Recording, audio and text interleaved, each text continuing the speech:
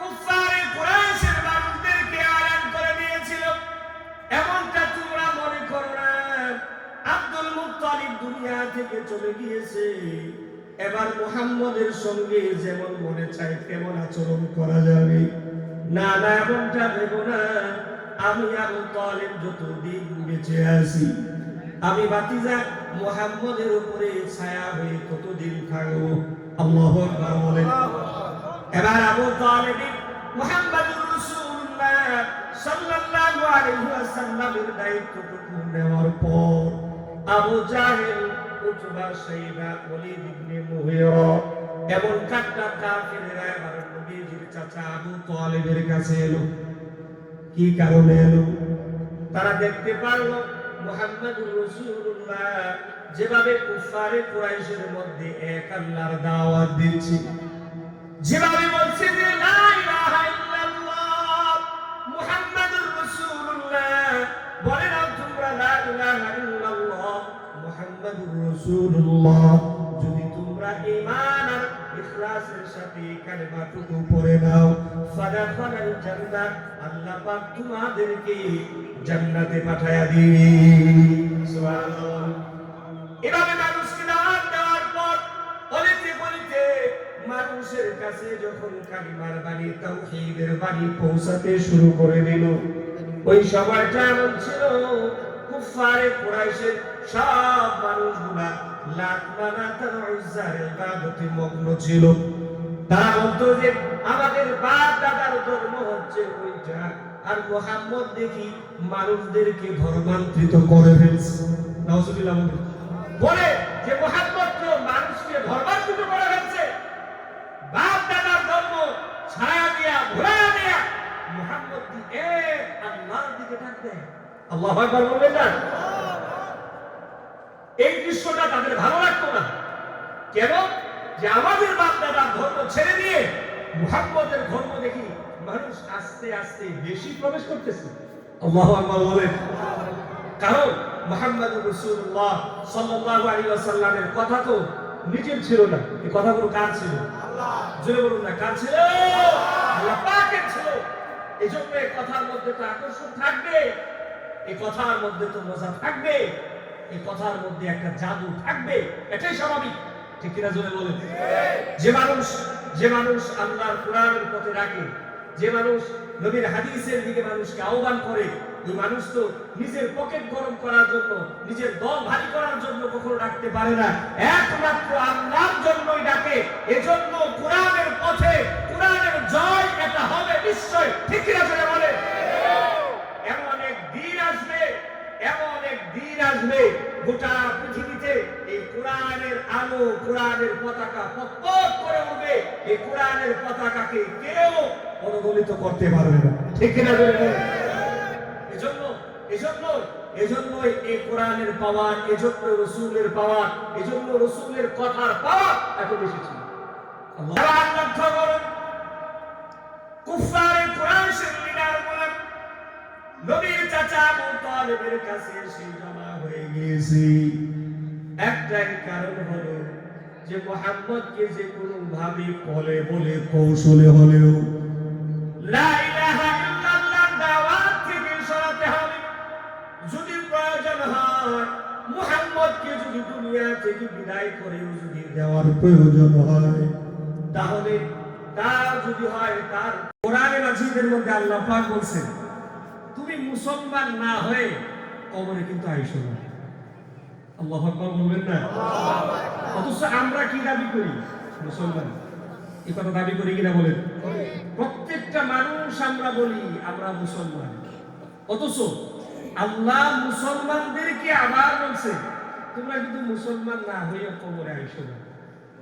এই কবর ভালো জায়গা নয়, এটা ভালো জায়গা নয়। এই কবর মারাত্মক এক জায়গা, যে নির্জন জায়গা। এই জায়গাতে 3.5 হাত মাটির উপরে আমার আপন জনেরা, আমার কলিজার টুকরা সন্তানেরা, আমার অর্ধাঙ্গিনী, আমার স্ত্রী, আমার মা, আমার বাবা, আমার আত্মীয় স্বজন, আমার পড়োশী সব আছে। কিন্তু কবরের ভিতরে আমি যে কষ্ট পোহাচ্ছি, এই কষ্টর ভাগিদার কেউ নিচ্ছে না। ঠিক কিনা বলে? কেউ নেয় না। আমি যদি হাজারো চিৎকার করি, কবর যদি চিৎকারে চিৎকারে যদি ফেটেও দেয়া যায়, তারপরেও আমার এই হাহাকার, আমার এই চিৎকার, আমার এই উনাজারি কেউ শুনবে? কেউ শুনে? সিস্টেম আছে? নাই। এজন্য আল্লাহ বলেন তোমরা মুসলমান না হইয়া কবরের ভিতরে আইসো না। কত বড় মারাত্মক এক কথা। অনেক মানুষেরা এই কথা বলে, এই প্রশ্ন করে আমাদেরকে, হুজুর এত বয়ান করে লাভ কি? এত আলোচনা, এত ওয়াজ, এত নসিহত চলতেছে, কই মানুষ তো হেদায়েতের পথে আসে না। আহারে কপাল পোড়া মুসলমান। আমরা এখান থেকে বসে যা দেখি, ওইখান থেকে বসে কিন্তু সব মানুষ দেখা সম্ভব না। ঠিক কিনা জোরে বলে? এই চেয়ারে বসে সামনের সব মানুষ দেখা যায়, কিন্তু আমার সামনে আপনারা যারা বসে আছেন, সিফ একজন কি দেখেন, এর বাহিরে কিন্তু দেখার কোনো সুযোগ নেই। আপনি আপনার পিছন দেখেন না, কিন্তু আপনার সামনে দেখা যায় কিনা বলেন? দেখা যায়। আমরা ওয়াজ নসিহত করি, আমরা এখন দেখতেছি এই কোরআনের আলো, হাদিসের আলো, কোরআনের আলোচনা মানুষের ভিতরে ঢোকার কারণে, এই মাহফিলগুলো থাকার কারণে, নসিহতের স্টেজ থাকার কারণে আজকে মানুষ হালালকে হালাল জানে, হারামকে হারাম জানে, কালোকে কালো জানে। এই দুনিয়ার মধ্যে মানুষ আগে এমনও হয়েছিল, গান বাজনা তাদের খুব শোনা ভালো লাগতো, আজকে গান বাজনা শোনাটা তাদের ভালো লাগে না। আল্লাহর নবী এবং রাসূলকে নিয়ে যদি কেউ কটাক্ষ করত, দিলের ভিতরে এতটা ধাক্কা লাগতো না। আল্লাহ এবং আল্লাহর রাসূলকে নিয়ে কেউ কটূক্তি করলে আগে মানুষের দিলের ভিতরে এত ধাক্কা লাগতো না। আগে মানুষদেরকে দেখতাম দোকানপাট খুললে পরে গান বাজনা দিয়ে শুরু করত, এখন দেখা যায় দোকানপাট খোলার পরে আল্লাহর কোরআনের তেলাওয়াত দিয়ে এই ঘরটা শুরু করে, কাজটা শুরু করে, বিসমিল্লাহ বলে হাত দিয়ে কাজ শুরু করে দেয়। তাহলে বোঝা গেছে এটা বাংলাদেশ এমন এক দেশ হবে, আগামীর বাংলাদেশ কোরআনের বাংলাদেশ হবে। ঠিক কি না জোরে বলে? কোরআন দিয়ে যদি বাংলাদেশ চালানো যায়, কোরআন দিয়ে যদি বাংলাদেশ পরিচালনা করা যায়, আল্লাহর কসম এমন এক দিন আসবে যেই দিনে কোরআনের কথা মানতে মানুষ বাধ্য হবে, কোরআনের সুশীতল ছায়ার তলে মানুষেরা আসতে বাধ্য হবে। একমাত্র কারণ হলো আল্লাহ বলছেন মানুষ দৌড়াতে দৌড়াতে এক সময় হাঁপিয়ে যাবে, শেষ হয়ে যাবে, দেয়ালের মধ্যে পিঠ থেকে যাবে, এরপরে হলেও কোরআনের কাছে মানুষকে আসতেই হবে। ঠিক কিনা জোরে বলে? কোরআনকে ভুলে, কোরআনকে মাইনাস করে, কোরআনকে পিছনে ফেলে সামনে অগ্রসর হওয়ার মুসলমানের কোন কায়দা আছে? কথা বলুন, আছে? নাই। এবার কোরআন থেকে লক্ষ্য করুন, আল্লাহ পাক রব্বুল আলামিন বলেন, মানুষ তোমরা এমনটা মনে করো না কি আমি আল্লাহ তোমাদেরকে এই দুনিয়ার মধ্যে পাঠালাম, বান্দারে আমি তোমাদের কাছ থেকে ঈমানের পরীক্ষা নিব না, এমনটা মনে করো নাকি? এবার কোরআনে মাজিদের একটা আয়াত লক্ষ্য করুন, আল্লাহ সুবহানাহু ওয়া তাআলা বলেন, আহাসিবান নাস আন ইউতরাকু আন ইয়াকুলু আমান্না ওয়া হুম লা ইফতানুন। আল্লাহু আকবার। আল্লাহ পাক রব্বুল আলামিন বলেন, মানুষেরা এমন মনে করে নাকি, আহাসিবান নাস, মানুষেরা এমনটা মনে করে নাকি, আইয়ুতরাকু, আমি আল্লাহ তোমাদেরকে ছেড়ে দিব, তোমরাই কথা বলবে যে আইয়াকুলু আমান্না, আমি ঈমান এনেছি, আমি তো একজন মুসলমান, ওয়া হুম লা ইফতানুন, বান্দারে পরীক্ষা নিব না, এমনি ছেড়ে দিব, এমনটা মনে করো নাকি? আল্লাহ পাক রব্বুল আলামিন বলেন, নবিয়ুনা আদম আলাইহিস সালাতু ওয়াস সালাম থেকে আমার আপনার কলিজার টুকরা নবী নবিয়ুনা মুহাম্মদুর রাসূলুল্লাহ সাল্লাল্লাহু আলাইহি ওয়াসাল্লাম পর্যন্ত যত নবী এবং রাসূল দুনিয়াতে এসেছে, আল্লাহ পাক রব্বুল আলামিন বলেন, ঈমানের পরীক্ষা প্রত্যেকটা নবী রাসূলকে আমি আল্লাহ নিয়েছি। সবাইকে আমি আল্লাহ ইমানের পরীক্ষা করেছি। তারই ধারাবাহিকতায় নবী এবং রাসূলদের অনুসারী যারা ছিল সাহাবায়ে কেরাম যাদেরকে বলা হয় সাহাবায়ে কেরামদেরকে আমি ইমানের পরীক্ষা নিয়েছি। আল্লাহু আকবার বলেন। কারণ হলো ইমানের পরীক্ষা দেওয়ার পর আমি আল্লাহ ইমানদার ব্যক্তিকে এত পাওয়ারফুল জায়গায় পৌঁছায় দেন, এমন পাওয়ারফুল জায়গায় পরীক্ষা ছাড়া কোনো বান্দারে উঠায় দেয় না। সুবহানাল্লাহ বলেন। এবার লক্ষ্য করো, আমি আপনি যখন দুনিয়া থেকে বিদায় নিয়ে যাব, আমার আপনার চোখ যখন বন্ধ হয়ে যাবে, আল্লাহ পাক বলেন বান্দা তুমি দুনিয়াতে যত টাকার মালিক হও না কেন, কবরে তোমার গাড়ি যাবে না, কবরে তোমার বাড়ি যাবে না, কবরের ভিতরে তোমার স্ত্রী যাবে না, তোমার সন্তানাদি যাবে না, তোমার মা বাবা যারা আছেন ওনারাও যাবে না। যাবে না কি বলেন? আল্লাহ পাক বলেন কেউ তোমার সঙ্গে যাবে না। কবর এমন একটা জায়গা, কবর এমন একটা ভয়ানক জায়গা, এমন ছোট্ট একখানা ঘর যে ঘরের ভিতরে কোনো আলো নাই। এই যে আমরা প্যান্ডেলটা করলাম, প্যান্ডেলটা অল্প জায়গা, এর মধ্যে আলো সজ্জা কতটা করলাম, কারণ হলো যদি আধার হয় কোনো মানুষ ভয়ের কারণে এই জায়গাতে আসবে না। ঠিক না বলে? ভয়ে আসবে না এই জায়গায়। আসার সময় দেখলাম যে আমার বাগান ভিতরে একেবারে অন্ধকার কিনা বলে, সেখানে কেউ যায় না। কেন যায় না? ভয় পায়।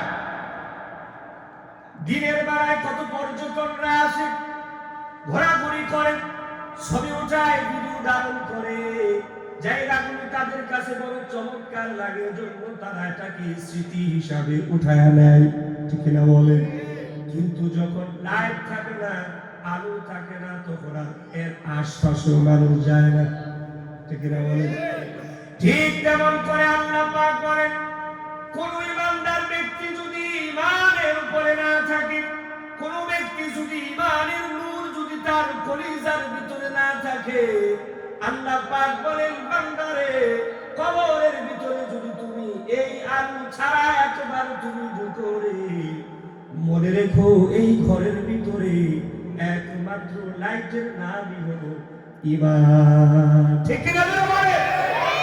এই ঈমান যদি আপনার না থাকে, ঈমানের উপরে অটল আর অবিচল যদি না থাকতে পারে, মনে রাখবেন একজন বিধর্মীর কবর যেমন হবে, একজন বিধর্মীর বিদায় যেমন হয়ে যাবে, ঠিক তেমন করে এর মাঝে আর আপনার মাঝে বেশি একটা তফাৎ নাই। ঠিক না বলে? শুধুমাত্র আপনি মুসলমান, সে মুসলমান না, এতটুকুই ব্যবধান। কিন্তু সেও নামাজ আদায় করে না, আপনিও করেন না, সেও হারাম খায় না, আপনিও খান না, সেও মানুষের হারাম মানে মানুষের টাকা মেরে খায়, আপনিও খান। তাহলে এর মাঝে আর আপনার মাঝে পার্থক্যটা কোথায়? বলুন আপনি আমাকে, পার্থক্যটা কোথায়? আমি জানি আপনার এই কথাটা এখন বললে কষ্ট পাবেন, কষ্ট দিবেন না। আপনারা আপনাদের রোগ হিসাবে, আমি এই জায়গাতে ডক্টর হিসাবে নসিহতমূলক কথাগুলো বলে যায়। আপনারা যারা দাড়ি কাটেন, আল্লাহর কোরআন সাক্ষী, যদি কোনো ব্যক্তি কোরআন কাটাটা আরে দাড়ি কাটা যদি হালাল প্রমাণ করতে পারে, তাহলে আমরা যারা হুজুর আছি আমরাও তো সবার আগে কাটতাম। ঠিক না বলে? তাহলে বোঝা গেল দাড়ি কাটা যায় না, দাড়ি কাটা জায়েজও না। আল্লাহ না করুন, আল্লাহ না করুন, আল্লাহ না করুন, রাস্তাঘাটে বিপদ আপদের মধ্যে যদি আপনি যদি একজন হন, ফর এক্সাম্পল ধরেন আপনি বাইক চালাইতে গিয়ে হঠাৎ করে আপনি রুট অ্যাক্সিডেন্ট করলেন, একেবারে আপনাকে ফেস হয়েছে, আপনাকে চেনার কোনো উপায় নেই। একটা মানুষ যে আপনাকে চেহারা দেখে চিনবে আপনি মুসলমান নাকি হিন্দু, এই পার্থক্যটুকু করার জন্য দাড়িটুকু অত দরকার। ঠিক না?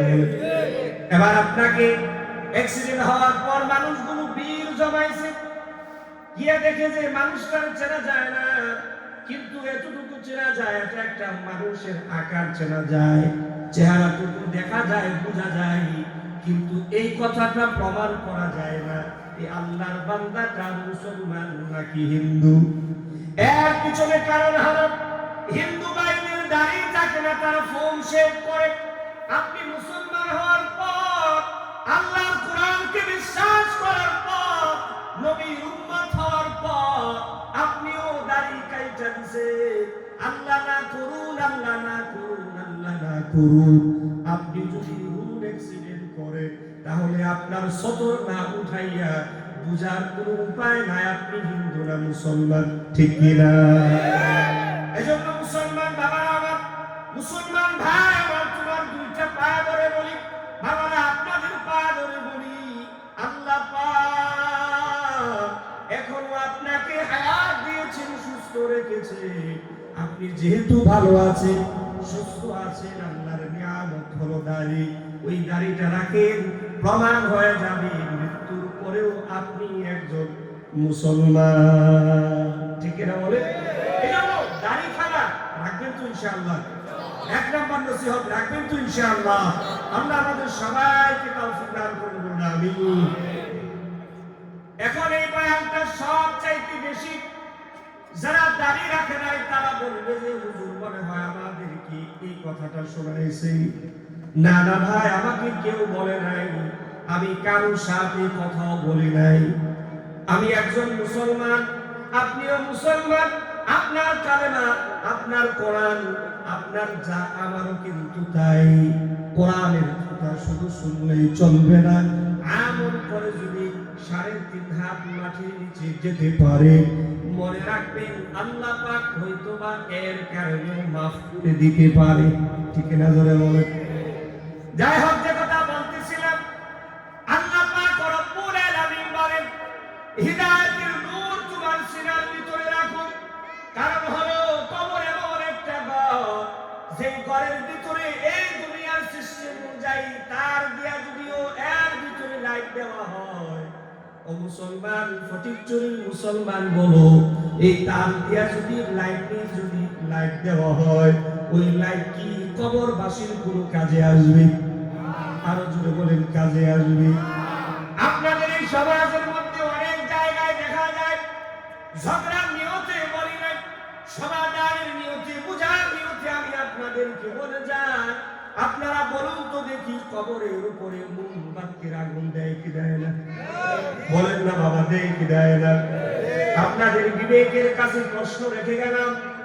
আল্লাহর নবী বলেন কবরের উপরে যদি কোনো আল্লাহর বান্দা কবরের ভিতরের মানুষের জন্য দোয়া করে, দোয়া ছাড়া তার ভিতরে আর কোনো কিছুই পৌঁছায় না, ঠিক না বলে? এবার আপনি বলেন তো দেখি, মানুষটা দুনিয়া থেকে বিদায় নিয়েছে, মোমবাতি আর আগরবাতি দিলে যদি মাটির নিচের মানুষের যদি কল্যাণ হতো, উপকার যদি হতো, তাহলে মসজিদের খতিব সাহেব প্রতি জুম্মায় এলান করতো আর বলতো, তোমার বাবার কবরের ভিতরে যাও, তোমার মা কবরের পাশে যাও গো, জলদি করে যাও, মোমবাতি ধরায় দাও। যদি মোমবাতির আগুন উপরে ধরাও, তাহলে নিচের মানুষ কিন্তু আরামদায়ক ভাবে থাকবে। বলছে কোনদিন? জোরে বলেন, বলছে কোনদিন? তাহলে আবার এই জায়গা থেকে আপনারা লক্ষ্য করুন, কোন মৃত মানুষের কবরের উপরে যদি আপনি মোমবাতি, আগরবাতি যদি ধরান, মনে রাখবেন এই বাতি কখনো কবরের ভিতরে আলো জ্বালাতে পারে না, ঠিক না? জোরে বলেন। কবরের ভিতরে আলো যদি জ্বালাইতে হয়, আপনার আমার ঈমানকে ভালো করে দুনিয়া থেকে নিয়ে যেতে হবে। আল্লাহর কোরআন বলে, কোন ব্যক্তি যদি ঈমানের উপরে থেকে দুনিয়া থেকে বিদায় নিতে পারে, নবী বলে কোন বান্দার শেষ কথা যদি কালিমায়ে শাহাদা যদি হয়ে যায়, আল্লাহর বান্দা যদি পড়ে নেয় লা ইলাহা ইল্লাল্লাহু মুহাম্মাদুর রাসূলুল্লাহ সাল্লাল্লাহু আলাইহি ওয়াসাল্লাম, ওই আল্লাহর বান্দার ঠিকানা জাহান্নাম হবে না, জান্নাত হবে, ঠিক না বলে? এজন্য মুসলমান ভাইরা, প্রত্যেকটা মানুষের শেষ তামান্না হতে হবে কবরের ভিতরে আমার কেউ সাথে যাবে না, আমার কোনো আত্মীয় স্বজন যাবে না, আমার কবরের ভিতরে কেবলমাত্র আমারই যেতে হবে। আমাকে যে মা 10 মাস 10 দিন গর্ভে ধারণ করেছে, ওই মা যখন বিদায় নিয়ে যায়, মাকে যখন আমি আমার কাঁধের মধ্যে নিয়ে নিলাম, খাটিয়ার মধ্যে মারে শোয়া, সন্তান তখন কান্দে আর বলি, মা গো মা, কত কষ্ট তুমি আমার জন্য করেছো, মা তোমাকে কত আমি জ্বালাতন দিয়েছি মা গো। ও মা, আজ আমি সন্তান তোমাকে শেষ বিদায় জানানোর জন্য কাঁদে নিলাম, মা গো ও মা, আমি তোমার সাথে যাব। মানুষ যতই কান্নাকাটি করে না কেন, ভুলেও কোনোদিন এই কথাটা বলে না, ঠিক না জোরে বলে? যতই মুখ থাপড়াক না কেন, মাথা যতই খারাপ হোক না কেন, কোন আল্লাহর বান্দা, কোন সন্তান এই কথা বলে না, আম্মা গো তুমি আমারে বড় ভালোবেসেছো, এবার তোমার সঙ্গে আমি রওনা দিব, ভয় করো না, এ কথা বলছে। তাহলে বোঝা গেল আপন মার সঙ্গে যদি আপন সন্তান না যায়, আহারে এমন সন্তান আপনাদের এলাকার মধ্যে আছে, দুনিয়ার সব ছেড়ে দিবে, যদি মাকে বলে তুমি মাকে ছেড়ে দাও, যুবক বলবে সব আমি ছাড়তে রাজি আছি, কিন্তু আমার মাকে আমি কোনোভাবে ছাড়বো না, প্রয়োজনে আমি আমার মাকে রিস্কা চালাইয়া খাওয়াবো, ঠিক না জোরে বলে? বুঝানোর জন্য বলেছিলাম। এবার কোরআন থেকে লক্ষ্য করুন, আল্লাহ পাক রব্বুল আলামিন বলেন, ঈমানদার ব্যক্তির ঈমান কোন জিনিস করলে পরে বৃদ্ধি পেয়ে যায়। সূরা আনফালের মধ্যে 2 নম্বর আয়াতে কালিমাটা লক্ষ্য করুন, আল্লাহ পাক রব্বুল আলামিন বলেন, ইন্নামাল মুমিনুনা আল্লাযীনা ইযা যুকিরাল্লাহ, আল্লাহু আকবার বলেন। আল্লাহ পাক রব্বুল আলামিন বলেন, ইন্নামাল মুমিনুন, নিশ্চয় যারা মুমিন, আল্লাযীনা ইযা যুকিরাল্লাহ, আল্লাহ পাক বলেন কোন ঈমানদার ব্যক্তির সামনে যখন আল্লাহর কথা যখন জিকির করা হয়, আল্লাহর কথা যখন স্মরণ করানো হয়, আল্লাহর বান্দা ঈমানদার ব্যক্তি যার কলিজাটা থরথর করে কাঁপতে লাগে। এর ব্যাখ্যার মধ্যে তাফসীর ইবনে কাসীরের মধ্যে লিখেছে, মুনাফিক আর ঈমানদারের ব্যাপারে কথাগুলো উল্লেখ করেছে।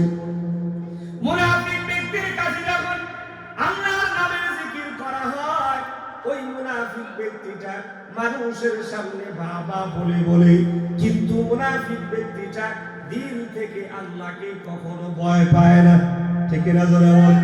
কিন্তু ঈমানদার ব্যক্তিটা মন থেকে আল্লাহর নাম শোনার পর, ঈমানদার ব্যক্তিটা ঈমানে তো বেশি পাওয়ার হয়ে যায়, আল্লাহর বান্দাটা আল্লাহর নাম শুনতে দিলে হয়, তার কলিজাটা থরথর করে কাঁপতে দিলে হয় না। সুবহানাল্লাহ বলবেন না? এবার আমি আপনাদেরকে আরেকটু ভিতরে নিয়ে যাই। একটু আগে যে আমি দাড়ির কথাটা বললাম, যদি আপনার মনে কষ্ট এসে থাকে, তাহলে ভাববে আপনার দিলের ভিতরে কিন্তু মরিচা আছে, এই জন্য আপনার একটু কষ্ট লেগেছে। আর এই কথা যদি আল্লাহ এবং আল্লাহর রাসূল বলে, এই কথা যদি বলি, তাহলে কষ্ট লাগার কথা, যেমন কষ্ট লাগার কোন কথা, কোন কারণে, কি কারণে কষ্ট নেব? আমার নবী বলছে, আমার আল্লাহ বলছে, আমার নবীর স্মরণ করার জন্য সাহাবায়ে কেরামরা আমার কলিজার টুকরা নবীকে মেরে তারা দামি হয়েছে না কম দামি? আরো জোরে বলেন, দামি না কম দামি?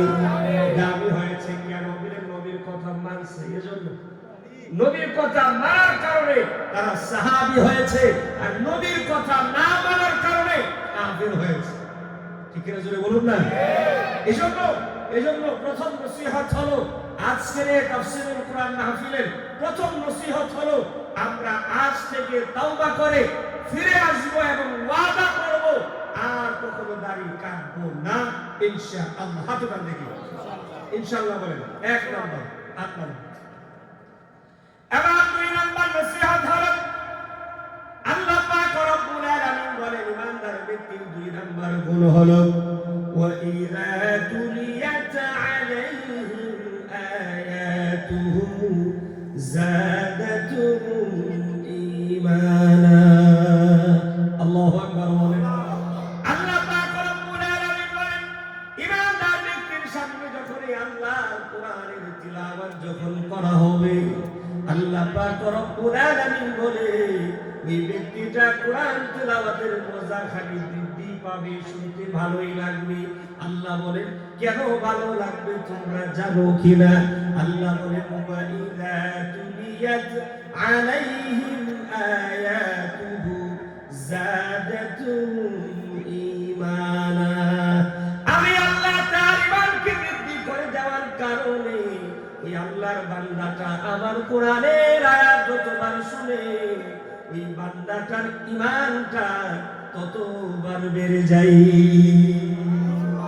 কিন্তু আল্লাহ পাক বলেন, বান্দারে ঈমানের দিকে তোমাকে আসতে হবে, ঈমানের জন্য তোমাকে মেহনত করতে হবে।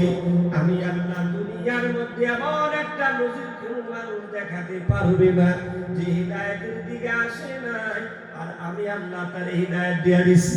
কেমন কিন্তু হয় না। এবার লক্ষ্য করুন, আমার আপনার কলেজার টুকরা নবীনা মুহাম্মদুর রাসূলুল্লাহ সাল্লাল্লাহু আলাইহি ওয়াসাল্লাম এতিম ছিলেন, নবীজির আব্বা জান ছিল না। ওনার দাদা আব্দুল মুত্তালিব ছিলেন। আব্দুল মুত্তালিব ইন্তেকালের পূর্ব মুহূর্তে আবু তালিব ওনার সন্তানের কাছে ভাতিজা মুহাম্মদকে নিয়ে গেছে। সুবহানাল্লাহ। আব্দুল মুত্তালিব ছিল নবী করিম সাল্লাল্লাহু আলাইহি ওয়াসাল্লামের কি দাদা। এই দাদার যখন হায়াত শেষ হয়ে যাবে, এর আগে আবু তালিবকে ডেকে বলল, বাবা রে, আমার যাওয়ার সময় হয়ে গেছে, মনে হয় আর তোমাকে আমি নসিহত করে যাই, আমি যখন চলে যাব আমার পরে এই ভাতিজারে তোমার ভাতিজা মুহাম্মদের দায়িত্ব, আমার নাতির দায়িত্ব আমি কোন সন্তানের কাছে দেয় নাই, কেবলমাত্র নিরাপদ মনে করে তোমার কাছে দিয়ে গেলাম। সুবহানাল্লাহ। কার কাছে দেয় নাই? আবু তালেবকে আব্দুল মুত্তালিব নির্বাচন করে দায়িত্ব দিয়ে গেছে। এবার লক্ষ্য করুন, আব্দুল মুত্তালিবের ইন্তেকাল হয়ে গেছে। এবার নবী সাল্লাল্লাহু আলাইহি ওয়াসাল্লামের দায়িত্ব এবার কার কাছে বলেন? আবু তালেবের কাছে। আবু তালেব এবার আল্লাহর হাবিব সাল্লাল্লাহু আলাইহি ওয়াসাল্লামকে পালতে শুরু করলেন, অর্থাৎ ওনার দেখভাল করলে। ভাতিজা মুহাম্মদকে কেউ কথা বললে তার প্রতিবাদ করতে। আর আবু তালেব মানে কুফারে কুরাইশের মানুষদেরকে আলান করে দিয়েছিল, এমনটা তোমরা মনে করো না। আব্দুল মুত্তালিব দুনিয়া থেকে চলে গিয়েছে, এবার মুহাম্মদের সঙ্গে যেমন মনে চায় তেমন আচরণ করা যাবে না, না, এমনটা ভেবো না।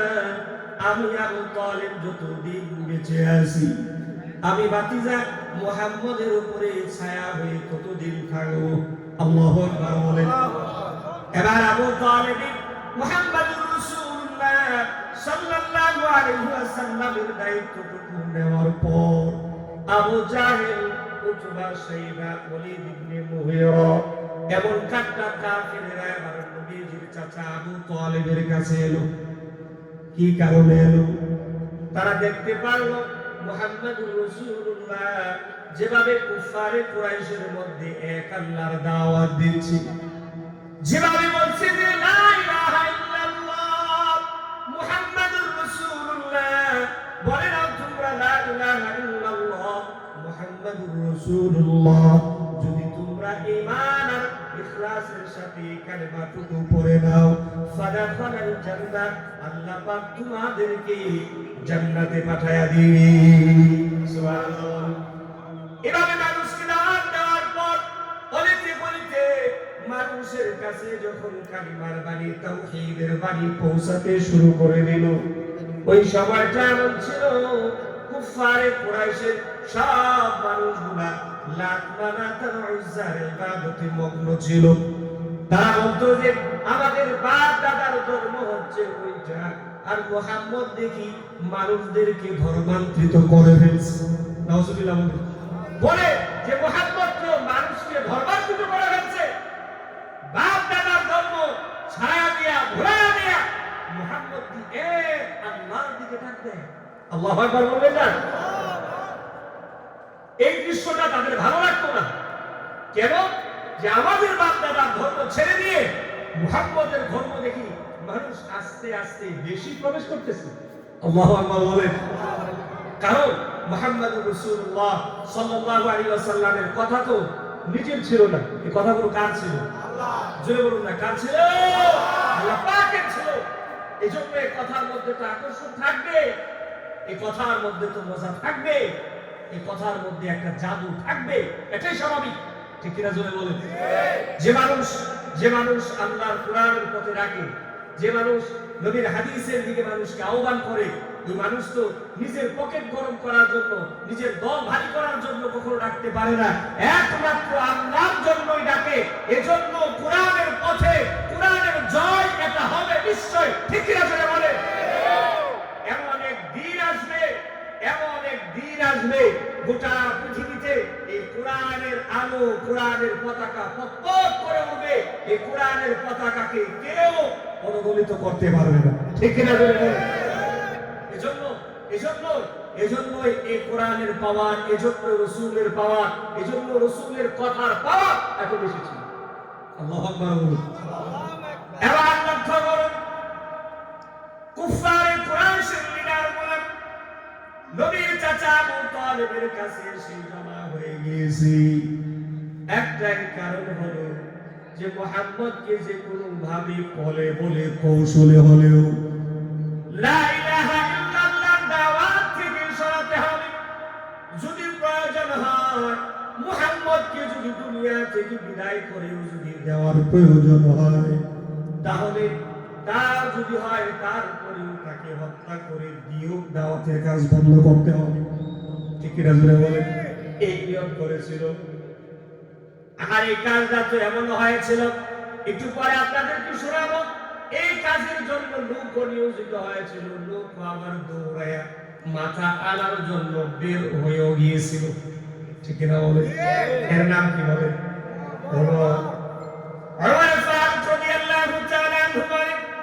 মুহাম্মদের মাথা আনা কোনো ব্যাপার না। রাসূলুল্লাহ বলেন কোনো ব্যাপার না। আল্লাহ পাক রব্বুল আলামিন বলেন আমার নবী কি, আমার হাবিব কি, দুনিয়ার কোনো মানুষ দ্বারা আমি প্রতিকূল দেয় না, কেবলমাত্র আমি আল্লাহ আমার নবীর জন্য যথেষ্ট। ঠিক আছে? ওইদিকে যেতে চায় না, আলোচনা লম্বা হয়ে গেছে।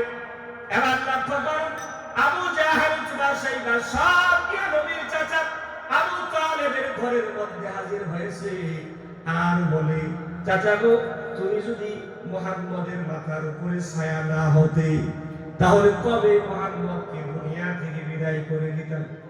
নাউজুবিল্লাহ বলে। কিন্তু তুমি যেহেতু দায়িত্ব নিয়েছো, তোমার কাছে আমাদের কথা হলো বাতিজা মুহাম্মদকে তুমি আবার বুঝাও আর বলো সে যেন বাপ দাদার ধর্ম থেকে মানুষদেরকে যেন ধর্মান্তরিত না করে, প্রয়োজনে যদি মুহাম্মদ নারী যদি চাই নারী দিও, যদি তার যদি রাজত্বের প্রয়োজন হয় তাও দিব, যদি পয়সার প্রয়োজন হয় পয়সা দিও। এক কথায় যা চাইবে আমরা সব মিলে সবাই দিতে প্রস্তুত আছি, কিন্তু শর্ত হলো লা ইলাহা ইল্লাল্লাহ থেকে মুহাম্মদ ফিরে যেতে হবে। নাউজুবিল্লাহ বলেন। আবার তারা প্রস্তাব দিয়ে চলে গেল। আল্লাহর হাবিব সাল্লাল্লাহু আলাইহি ওয়াসাল্লাম কি চাচা আবু তালেব ডাকলেন আর বললেন, বাতিজারে তোমারে আমি বড় মুহাব্বত করি, বাতিজা বিপদ দেখি মাথার উপর থেকে যাইতেছে না, আমার কাছে তোমার বর্তমানে কুফারি কুরাইশের লিডার গুলো এসে বলেছে তুমি কি চাও, নারী চাও, গাড়ি বাড়ি রাজত্ব চাও, যা চাও সবগুলো দিকে তারা প্রস্তুত আছে। বাতিজা শর্ত বেশি না, শর্ত হচ্ছে একটা, তুমি আল্লাহরে তাওহীদের বাণী থেকে ফিরে আসতে হবে। বাতিজা পারওয়ানি বলো, বলো এটা পারওয়ানি। এবার আল্লাহর ও চাচা ভালো করে শোনেন, জবাব তাদেরকে দিয়ে দিবেন। আসমানের মধ্যে রাতের বেলা যে চাঁদ ওঠে, ওই চাঁদ যদি আমার ডান হাতে এনে দেয়, আর সূর্যটা দিনের বেলা যে ওঠে, ওই সূর্য যদি আমার বাম হাতে এনে দেয়, চাচা গো পশ্চিম কালেও তারা এটা আমাকে এনে দিতে পারবে। জোরে বলেন পারবে। ও চাচা, তারা পশ্চিম কালে এনে দিতে পারবে না। ও চাচা আমার, ধরে নেন তারা যদি আমাকে এনে দেয়, যদি কোনো না কোনো ভাবে যদি এনে আমার হাতে দেয়, দিয়েই যদি দেয়, দিয়েই যদি দেয়, ও চাচা ভালো করে তাদেরকে জবাব দিয়ে নেবেন। আমার এই দুই হাতের মধ্যে যদি চাঁদ এবং সূর্য যদি দিয়া দেয়, আর যদি বলে মুহাম্মদ কালেমার বাড়ি থেকে সরে আসো, আল্লাহর জাতের কসম করে বলি চাচা, আপনার উপরে ভরসা করে বলি নাই, আমি আল্লাহর এই তাওহীদের বাণী থেকে চুল পরিমাণ পিছপা হব না। আল্লাহু আকবার বলেন, জোরে আল্লাহু আকবার বলেন। এবার নবীজির দৃঢ়তা দেখার পরে আবু তালেব বলে, ও ভাতিজা, এখন থেকে আমি সিদ্ধান্ত নিয়ে নিলাম, ও মুহাম্মদ তুমি তোমার কাজ চালায়া যাও, আমি আবু তালেব যতদিন বেঁচে থাকবো ওয়াদা করলাম তোমার সাথে, তোমার দাওয়াতি কাজে যদি কেউ বাধা দেয়, আমি আবু তালেব তাকে শাস্তি করে নিব। আল্লাহু আকবার বলে। এভাবে চলতেছে, চলতে চলতে দিন পার হয়ে গিয়েছে। চাচা আবু তালেবের ইন্তেকালের সময় ঘনিয়ে এসেছে।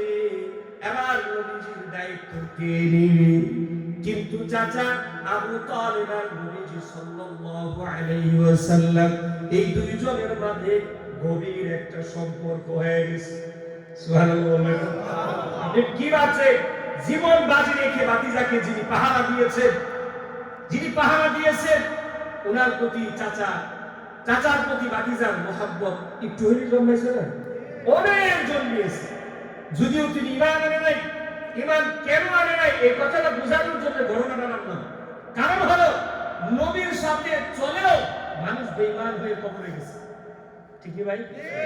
মানুষ নবীর সাথে চলছে, নবীর চাচা হয়ে নবীকে ধরেছে, নবীকে আদর করেছে, নবীকে খাইয়েছে, কিন্তু জান্নাতে যেতে পারবে না, পারবে না। এর প্রমাণ, বড় প্রমাণ হলো আবু তালেব। বড় প্রমাণ আবু তালেব। আপনাকে হিদায়াতের জন্য আসতে হবে, হিদায়াতের জন্য আপনাকে এগিয়ে আসতে হবে। ওই একটু আগে বলেছিলাম আল্লাহ পাক কাউকে এমনি হিদায়াত দেয় না, হিদায়াতের জন্য আপনাকে এগিয়ে আসতে হবে। ঠিক না? জোরে বলে। এবার এই কথাটা বোঝানোর জন্য আপনাদেরকে নিয়ে আসলাম। আল্লাহ হাবিব সাল্লাল্লাহু আলাইহি ওয়াসাল্লাম বলেন, চাচা ইন্তেকালের পূর্ব মুহূর্তে চাচার বিছানার কিনারায় গিয়ে হাজির হলাম। এই পাশে আমি, ওই পাশে হলো আবু জাহেলরা, এই পাশে বসা, ওই পাশে নবীজি বসা। এক পাশ থেকে নবীজি আবার বলে, ও চাচা, আমার এটা ভালো কোনো জায়গা নয়, এটা মরার পরে ভালো কোনো দিন নয়, মরার পরে আবার আল্লাহর সামনে হাজিরা দিতে হবে। চাচা গো, এই অবস্থায় যদি আপনি দুনিয়া থেকে বিদায় নেন, চাচা আপনার জন্য আমার দিল কাঁদে, আমার মন কাঁদে গো। যে চাচা নিজের জীবন বাঁচি রেখে আমাকে নিয়ে টেনশন করেছে, আজ আপনি তবে দুনিয়া থেকে বিদায় নেবেন, আমি ভাতিজা কখনো সহ্য করতে পারতেছি না। চাচা গো, ও চাচা, আপনার কাছে কোনো কিছুই চায় না। ও চাচা, আপনি শুধুমাত্র একবার কালিমা পড়ে নেন, আমার সাথে আপনি একবার কালিমা পড়ে নেন। আল্লাহি, আল্লাহর কসম করে বলি চাচা গো, ও চাচা, কিয়ামতের ময়দানে আল্লাহর সামনে আমি বলবো, রব্বুল আলামিন, দুনিয়ার কোনো মানুষ যদি সাক্ষী না দেয়, আমি সাক্ষী হয়ে দাঁড়িয়ে গেলাম আমার চাচা আবু তালেব কালিমা পড়েছে, মুসলমান ছিল। সুবহানাল্লাহ। এবার ভাতিজা আবু তালেব কি না? আবু তালেব বলে, ও ভাতিজা আমার, কালিমা পড়তে পারবো না, না পড়তে পারবো না।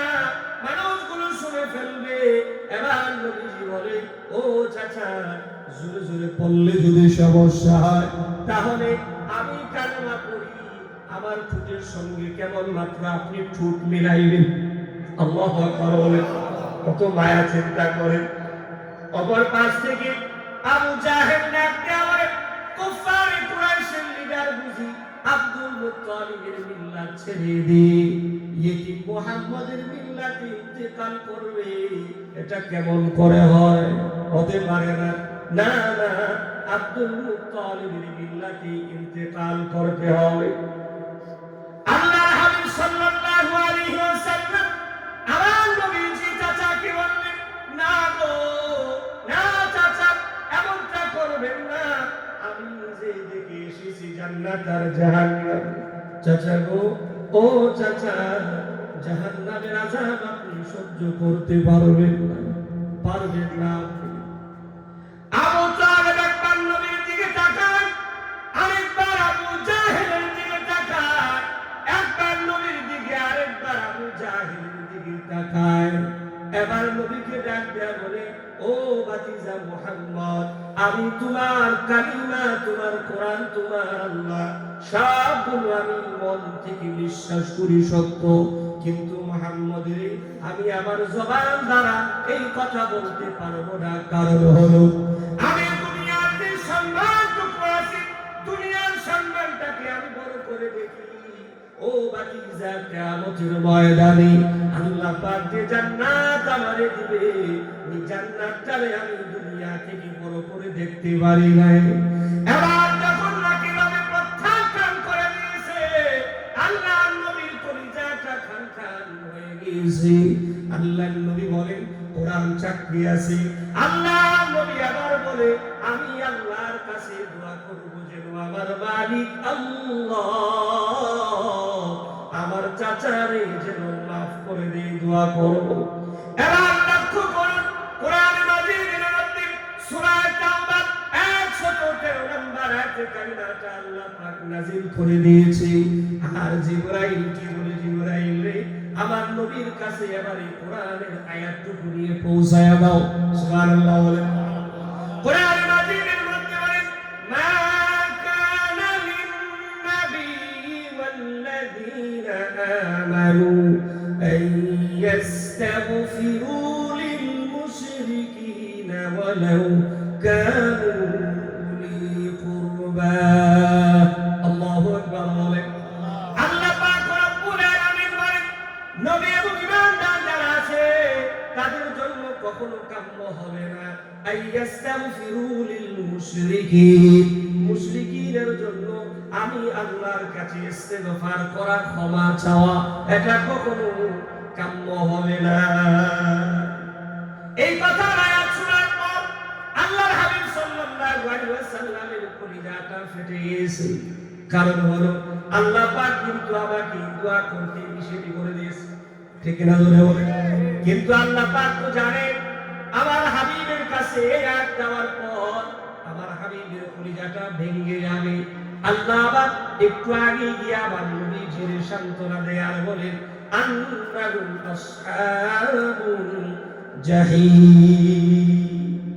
নবীর কষ্ট পাবেন না, কষ্ট নেবেন না। ও নবী, তাদেরকে আমি কেমন করে হিদায়াত দিব, কেমন করে আমি তাদেরকে হিদায়াত কপালে নসিব করব? কারণ হলো আপনার মতো পয়গম্বর পাওয়ার পর, এত বড় সুসংবাদ পাওয়ার পর তারা তাদের ঠিকানা জান্নাত না করে নিজের ঠিকানা নিজেরা আসহাবুল জাহিম, জাহান্নাম করে নিয়েছে। এজন্য আমি আল্লাহ হিদায়াত দেয় নাই, ঠিক না জোরে বলেন। তাহলে এই ঘটনা দ্বারা বুঝা গেল, আপনি যদি হিদায়াতের পথে যদি না আসে, তাহলে জোর করে কিন্তু আল্লাহ আপনার হিদায়াত দিতে পারবে না, ঠিক না জোরে বলেন। যদি জোর করে হিদায়াত দেওয়া যেত, জোর করে মানুষকে হিদায়াতের পথে আনা যেত, তাহলে আল্লাহর হাবিব সবার আগে দাদা এবং চাচারে টেনে হেসড়ে হইল ইমানের ভিতরে আনতো। কথা বলেন, ঠিক না জোরে বলেন। এর চাইতে আপন তো আর কেউ ছিল না। তাহলে তাদেরকে যেহেতু ইমানের কথা শোনানোর পর, কালিমার দাওয়াত দেওয়ার পর যেহেতু ইমান আনে নাই, বুঝা গেল ইমানের পথে না আসলে ইমান আল্লাহ দেন।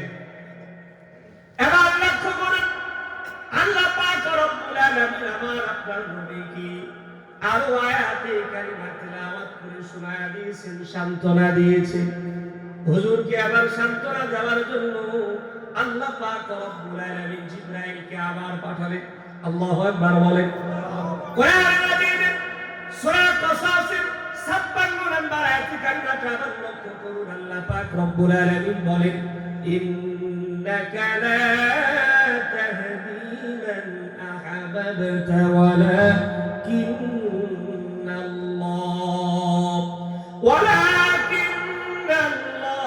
ইয়াহদি মান ইয়াশা। আল্লাহু আকবার বলেন। এবার লক্ষ্য করুন আল্লাহ পাক কি বলেন, আল্লাহ পাক বলেন, ও হাবিব আমার, আপনি যাকে বেশি মহব্বত করবেন নবী গো, আপনি তাদেরকে হিদায়াত দিতে পারবেন না, ঠিক কিনা জোরে বলেন। ওয়ালাকিন্নাল্লাহ, বরং আমি আল্লাহ যাকে চাই, ইয়াহদি মান ইয়াশা, আমি আল্লাহ কেবলমাত্র তাদেরকে হিদায়াত দিয়ে থাকি। তাহলে বুঝা গেল, হিদায়াতের পথে আপনাকে আসতে হবে, আসলে কেবল আপনি হিদায়াত পাবেন, ঠিক কিনা জোরে বলেন। তাহলে কবরে যেতে হলে কবরের সামান আপনাকে করতে হবে।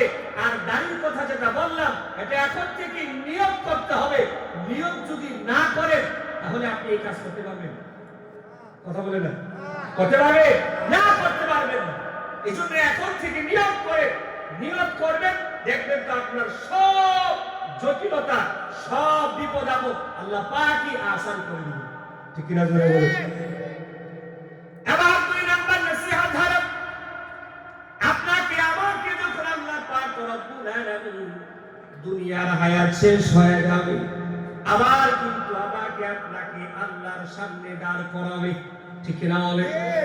এমন কোন মানুষ নাই যে মানুষ এই কথা বলবে যে আমি আল্লাহর সামনে দাঁড়াবো না। বলতে পারবে? বলেন, বলতে পারবে? কেউ বলতে পারবে না।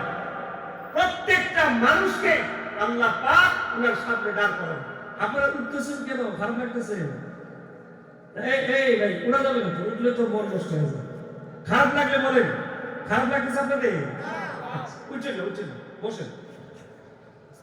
তাহলে যে কথা বলতেছিলাম যে আল্লাহ পাকের সামনে আমাদেরকে দাঁড়াতে হবে। কোন ভাবে দাঁড়াবো, কিভাবে দাঁড়াবো, কি জন্য দাঁড়াবো? দুইটা কথা এখানে, কিভাবে দাঁড়াবো, কি জন্য দাঁড়াবো।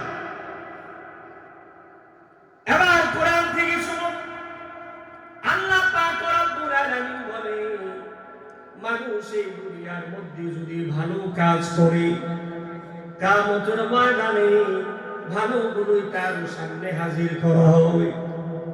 খারাপ আমল যদি বান্দার বান্দা করে, খারাপগুলোই তার সামনে তুলে ধরা হবে। এক কথায় সে যদি ভালো করে, ভালোগুলো তার সামনে দাঁড়াবে। মন্দ যদি করে, আল্লাহ বান্দার সামনে মন্দগুলি হাজির করানো হবে, ঠিক না জোরে বলে। এই দুনিয়ার মধ্যে ধরেন যে এই যে প্যান্ডেলটা করেছে, এই প্যান্ডেলটা নিয়ন্ত্রণ করার জন্য 4 কোণায় 4টা সিসি ক্যামেরা লাগাইছে। কয়টা লাগাইছে বলেন?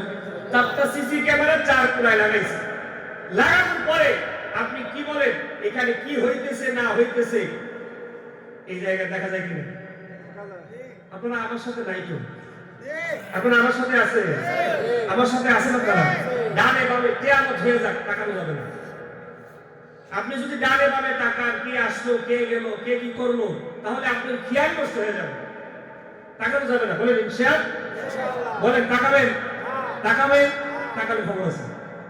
ইলেকট্রিক তাকালে খেয়াল নষ্ট হয়ে যায়, মনোযোগ নষ্ট হয়ে যায়। তাহলে যে কথা বলতেছিলাম যে 4 কোণায় 4টা সিসি ক্যামেরা লাগালে এই প্যান্ডেলটাকে নিয়ন্ত্রণ করার জন্য যথেষ্ট, ঠিক কিনা জোরে বলেন। আল্লাহ পাক বলেন, আমি গোটা পৃথিবীর সিসি ক্যামেরার ফুটেজ এই জমিন থেকে আমি আল্লাহ আসলে মাটি নিব। সুবহানাল্লাহ বলবেন না?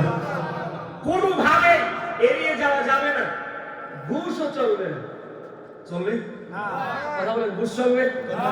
এই দুনিয়াতে একটু একটু হইলে একটুখানি বড়ায় যায়, রাতও দিন হয়ে যায়, দিনও রাত হয়ে যায়, ন্যায় অন্যায় হয়ে যায়, অন্যায় ন্যায় হয়ে যায়। হয় কি হয় না বলেন? বলেন না হয় কি হয় না? ওইখানে কি চলবে কিছু? কথা বল না, চলবে? কোনো সুযোগই নেই, সুযোগই নেই। তাহলে করবেন কিভাবে আপনি? এই জন্য ভালো করে শুনেন, আপনি কি করেন না করেন, কোথায় করেন, কিভাবে করেন, সবগুলো ফুটেজ এই জমি আল্লাহর সামনে প্রেজেন্ট করবেন। আল্লাহু আকবার বলবেন না? অস্বীকার কোনো সুযোগ নাই, আল্লাহর কোরআন তার সাক্ষী। এবার লক্ষ্য করুন সূরা বনী ইসরাঈল 15 নম্বর 13 নম্বর আয়াতে কারিমাটা আবার লক্ষ্য করুন। আল্লাহ পাক রব্বুল আলামিন বলেন, ওয়া কুল্লা ইনসানিন আলজামনাহু তায়রাহু ফি উনুকিহি ওয়া নুখরিজু লাহু ইয়াওমাল কিয়ামাতি কিতাবান ইয়ালকাহু মানশুরা। আল্লাহু আকবার। আল্লাহ পাক রব্বুল আলামিন বলেন, ওয়া কুল্লা ইনসান, প্রত্যেকটা মানুষের কৃতকর্ম আমি তার ঘাড় সংলগ্ন করে দিলাম। বান্দারে তুমি কি করো না করো, কিরামান কাতিবিন আছে, সবগুলো আমলনামা লিপিবদ্ধ করতেছে। বান্দারে তুমি যদি ভালো করো, ওই ভালো কাজও লেখা হইতেছে, যদি বন্ধ করো, বান্দা বন্ধ করো, কিন্তু কিরামান কাতিবিনরা লিখতেছে। কিয়ামতের ময়দানে আল্লাহ পাকের সামনে যেদিন হাজির হবে, আল্লাহ পাক রব্বুল আলামিন বলেন, ওয়া নুখরিজু লাহু, বের করে আনবে, ইয়াউমাল কিয়ামা, কিয়ামতের দিনে আমাকে আপনাকে আবার কিন্তু কবর থেকে বের করে আনবে। বিশ্বাস হয়নি? বলেন, বলেন না বিশ্বাস হয় কিনা? আল্লাহ পাক বলেন, কিয়ামতের ময়দানে আবার আমাকে আপনাকে হাজির করাবে। আল্লাহ পাক বলেন, বান্দারে ওই সময় কিন্তু আমি তোমাকে একখানা কিতাব দান করব।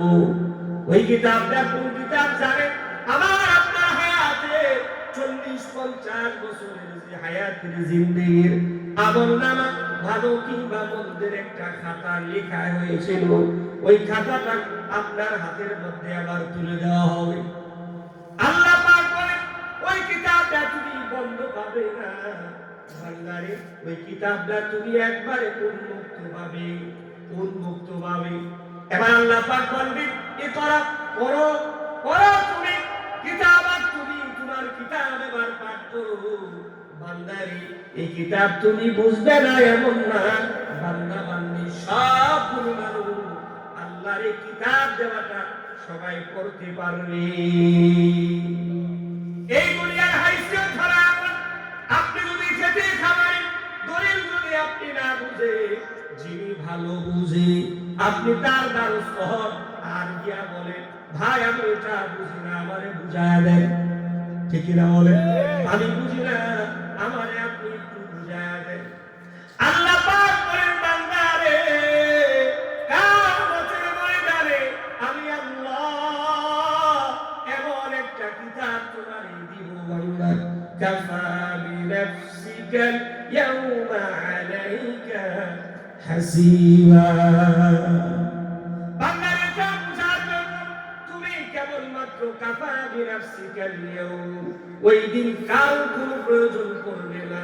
বান্দারে ওই কিতাব বুঝার জন্য তুমি যথেষ্ট হয়ে যাবে। আল্লাহু আকবার বলেন। এজন্যই তো আল্লাহর কোরআন বলে, বান্দা গুনাহ করেছো, গুনাহ করেছো, তওবা করো, দরজা এখনো খোলা আছে। আসেনি? বলেন, বলেন না আছে কিনা? গুনাহ করেছেন, তওবা করেন। আল্লাহকে ভুলে সামনে চলে গিয়েছেন, শরম হয়েছে, তওবা করেন, ফিরে আসেন। আল্লাহ পাক ওয়াদা করেছেন, বান্দা তুমি যত দূর আমাকে ভুলে চলে যাবে, যেই জায়গায় গিয়ে আমি রব আল্লাহর কথা মনে হবে, বান্দা ওই জায়গায় দাঁড়ায় ইস্তিগফার করো, খাঁটি তওবা করো। আমি আল্লাহ ওয়াদা করলাম, বান্দা তওবা করে চোখের পানি নাকের ডগায় আসতে দেরি হবে, আমি আল্লাহ তোমার গুনাহগুলো মাফ করতে দেরি করব না। এবার কোরআন থেকে শুনুন, আল্লাহ পাক রব্বুল আলামিন বলেন, ইয়া আইয়ুহাল্লাযীনা আমানু ইলাল্লাহ। আল্লাহু আকবার। আল্লাহ পাক বলেন, ঈমানদার ব্যক্তি বলে আমাকে আপনাকে সম্বোধন করেছে। আরে দুনিয়ার হাইসিয়ত হলো কোন ব্যক্তি যদি চুরি করে ধরা পড়ে গেলে পরে মানুষ তার নাম ধরে ডাকে না, তাকে বলেন নাম ধরে ডাকে না, বলে চুপ চুপ চুপ বলে কিনা বলে চুপ বলে সম্বোধন করে।